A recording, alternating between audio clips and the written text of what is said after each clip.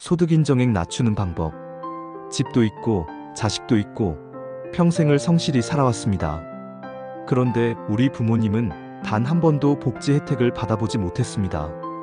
이유는 단 하나, 소득 인정액이 기준을 초과했기 때문입니다. 이 이야기는 부모님뿐만 아니라 대한민국 수많은 시니어들에게 해당되는 현실입니다. 1. 소득 인정액이란 무엇인가? 소득 인정액은 말 그대로 소득으로 간주되는 모든 금액을 계산해 합산한 결과입니다. 즉, 실제 소득 재산의 소득 환산액을 합친 것입니다.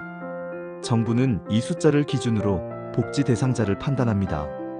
실제 사례 72세 김모 어르신. 기초연금 신청했지만 탈락. 이유는 시가 2억 원 상당의 단독주택 보유. 본인은 소득이 없고 자식도 부양 안 하지만 단독주택이 자산으로 평가되어 소득 인정액 초과. 2. 소득으로 환산되는 항목들.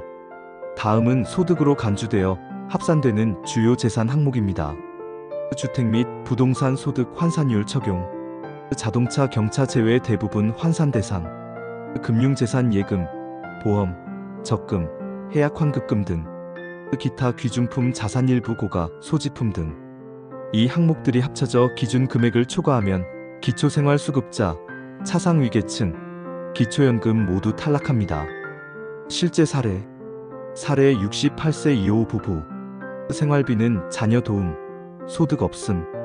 노후에 자가용 한 대만 있었는데 차량 평가액 1,100만 원 소득 환산 처리. 기초연금 대상에서 제외. 3. 부모님의 이야기. 우리 부모님은 평생을 절약하며 살았습니다. 보험도 없이, 국민연금도 없이 그저 저축과 땅으로 노후를 준비하셨습니다. 하지만 정작 노후에는 아무런 지원도 받지 못했습니다. 기초연금도, 의료 혜택도, 수급자 혜택도. 왜냐하면 집이 있고 땅이 있기 때문입니다. 실제 사례 76세 아버지, 74세 어머니. 두 분 명의로 시골 땅 세 필지, 시가 1.8억 원. 농사도 안 짓고 수익도 없음. 해당 토지는 소득 환산율 4% 적용. 매달 60만 원 이상의 소득이 있는 것으로 간주되어 탈락. 4.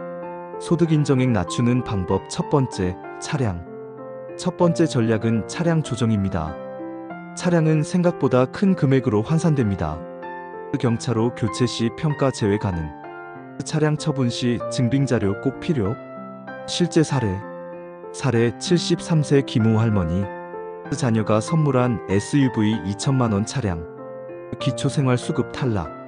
차량 처분 후 무차량 증빙 제출 3개월 후 복지 대상 인정. 5. 소득 인정액 낮추는 방법. 금융재산. 두 번째는 금융재산 관리입니다. 예금, 보험, 적금, 해약 환급금 모두 환산 대상입니다. 불필요한 보험 해지 시 해약 환급금이 더 문제. 생활비로 사용한 내역은 증빙 필수. 실제 사례 70세 여성. 금융자산 1,200만 원. 실손보험 해지 후 해약 환급금 500만 원 발생. 기초연금 대상에서 탈락. 의료비 지출 증빙 후 인정 다시 선정. 6. 소득 인정액 낮추는 방법. 부양 능력 자료.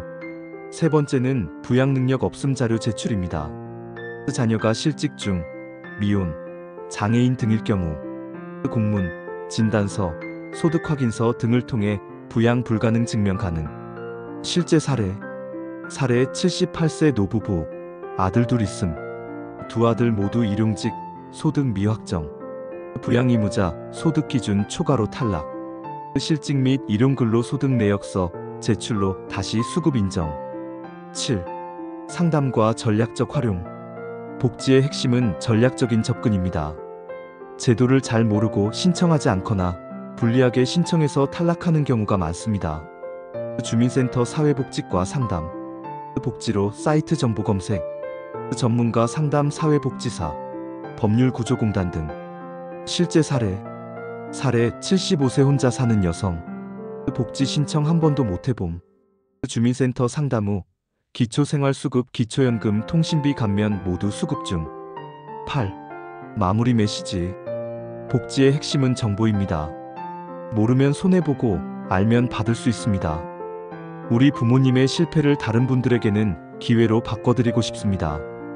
앞으로 쭌의 복지로그는 복잡한 제도도 쉽게 설명하고 사례 중심으로 실천 가능한 전략을 전해드리겠습니다. 다음 영상 예고. 다음 시간에는 기초생활수급자 신청 절차와 통과 노하우에 대해 이야기하겠습니다. 이 시리즈는 계속됩니다. 구독과 좋아요는 다음 세대를 위한 응원이 됩니다.